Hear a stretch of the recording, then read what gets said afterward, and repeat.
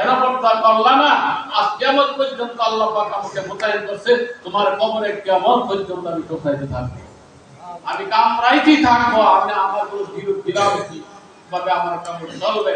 রাসূল ফরমান এক একটা নাফরমানের কবরে আল্লাহ পাক 99টা বিরোধের সাথে একটা সাপে একবার ধ্বংস করলে 40 বছর পর্যন্ত ব্যথা আঘাত করে।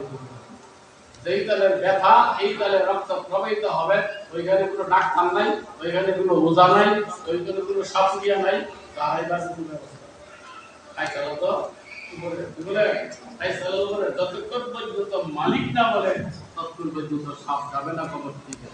আজকের এই স্বাধীনতা, অনুরোধ করি এই স্বাধীনতা ছেড়ে দেন, পর্দার ব্যবস্থা করেন, নিজের সতীত্বকে রক্ষা করেন, নিজের পর্দা রক্ষা করিয়া আল্লাহকে হাজির করে যাইয়া কবরে যাইতে হবে এই ভয়টা অন্তর লইয়া জিন্দেগি আমরা কাটাই, তাহলে ইনশাআল্লাহ এই অল্প কিছুদিন যদি একটু কষ্ট করা যায় তাহলে যাহাকু কালিলাও ওয়ালিয়াকুতু কাসীরা, অল্প কয়েকটা দিন একটু কাঁদো, অল্প কয়েকটা দিন একটু করো, অল্প কয়েকটা দিন কষ্টের ভিতর তার দিন যাপন করো, অনাদিকাল জিন্দেগি শুধু হাসবা আর হাসবা আর হাসবা।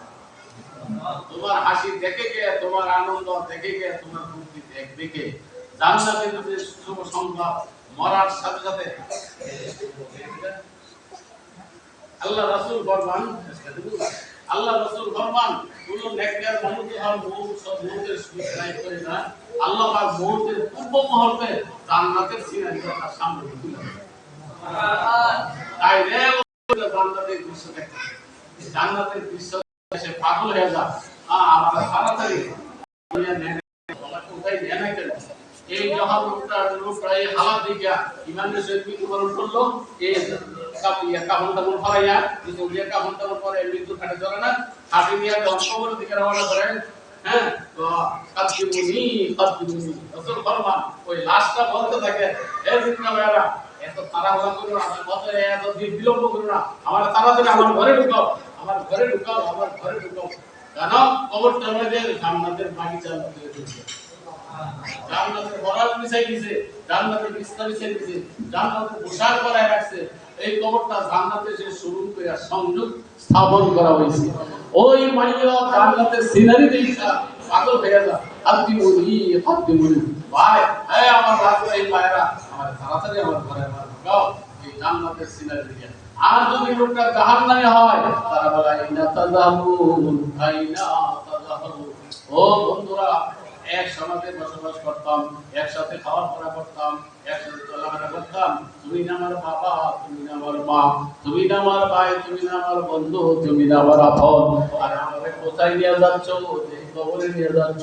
শুধু সাপ আর সাপ আমার সামনে বইটা উঠছে, আমাকে ওখানে নিও না, আমাকে ওখানে নিও না, এর যতই উন্নতি করে ফিরে না, কি বলে আর যতই করে নিও না জিন্দাওয়ালা রাখিব একান্তের মধ্যে রাস্তায় বইলে কাজ।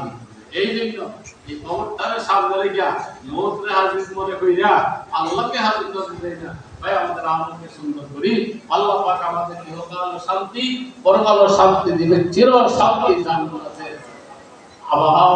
আগাও চিরদিন পর্যন্ত যে জান্নাতের সিনারি, জান্নাতের ভোগ বিলাস করতেই থাকবো যা আল্লাহ পাক আমাদেরকে যে বাংলা সূরা কিছু কথা বললাম, কথা বলার উপর আমল করার তৌফিক দান করুন।